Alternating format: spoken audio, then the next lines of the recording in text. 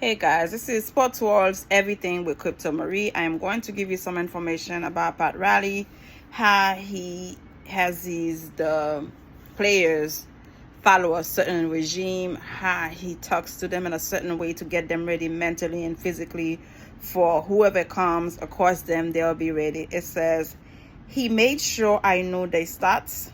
Magic Johnson on how Pat Riley used Michael Jordan and Larry Bird to motivate him. Pat Riley knew Magic wanted to outplay Bird and MJ even when he didn't face them head to head.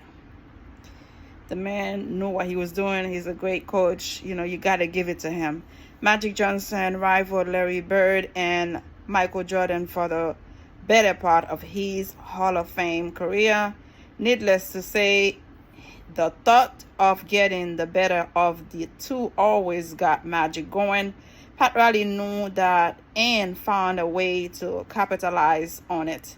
Years after his final NBA game, Johnson could still vividly remember how Riley would egg him hours before tip-off by intentionally yelling Larry Legends and MJ's stat lines inside the locker room. More often than not, it got the job done and Riley got the results he wanted.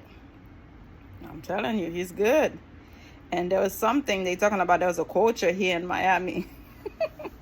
A culture, they call it. You gotta follow what he said or you'll be out. He knew that it was about Larry and Michael to me. Johnson said in an old video clip taken from an event, I would get there, so he's drawing up the game plan on the board. So he would say to Bill to get me going, Bill, did you see what Larry Bird did tonight? Wow, he had 40 points, 12 rebounds, and 7 assists. Now I am just steaming. Because he knew I am sitting right there. Using MJ and Bird as motivation, Riley didn't only use Bird's numbers to motivate Magic. He also cited Michael Jordan's stat lines in front of Johnson, adding fuel to the fire regardless of the Lakers' opponents, and it always worked. Then he says, Bill, I want to tell you another thing. I can't believe that Michael Jordan, I tell you, he got 60 tonight. 60 points, Bill. Magic continued. So he knew that I was listening, but he would never make eye contact with me. But he made sure I knew they start so that I could go out and have a high triple-double, which you knew I was going to do because I am mad at what they did earlier. His tactic worked. Whatever he said, even though he make it seem like he's not talking to Magic, but by him mentioning it to Bill or whoever was in the room, somehow whatever he said to those people got into Magic. What a great way to motivate somebody. Come on, y'all. Magic was never about chasing numbers, and Riley knew that. However, he also knew Johnson always wanted to outplay the two, even when he didn't face them head to head. That's how he motivated me, always making sure he kept Larry Bird and Michael Jordan, just like you have to keep your competitors on your brain. Johnson concluded. Magic never wanted to join MJ or Larry. Johnson is one of the all-time greats who never switched teams nor joined one of his fiercest rivals in the NBA. Why? Aside from the fact that the so-called super teams weren't the norm at the time, Magic said the idea alone of linking super teams weren't the norm at the time. Magic said the idea alone of linking up with Bird or Jordan already contradict his style and mentality, and Riley was able to capitalize on that during their time with the Lakers.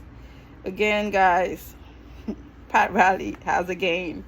and he knew how to get his players to give him what he wanted from them. While Pat believed that it was important to keep the competitors at a high level in order to squeeze the best out of his players, Magic pointed out that it wasn't just about the competition for him.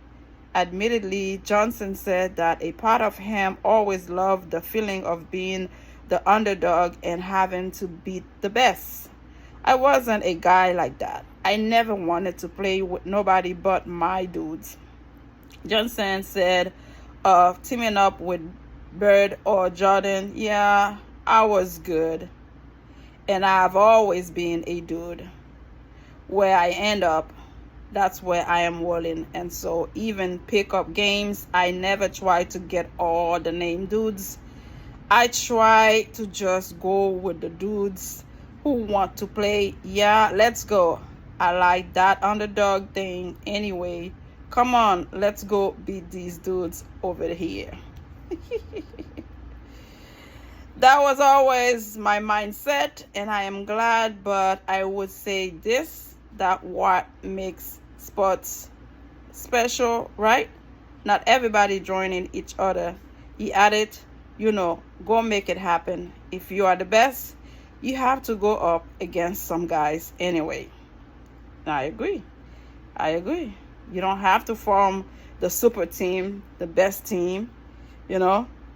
Show what you have, give them what you have, and if you're the best, it will show.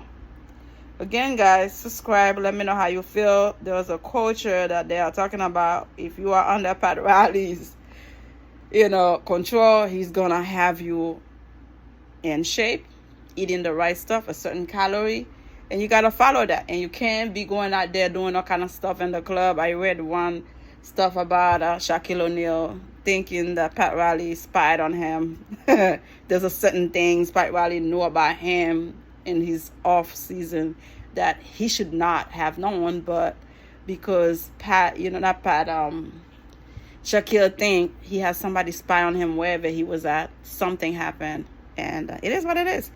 If by him doing that, making you become your best self, why not?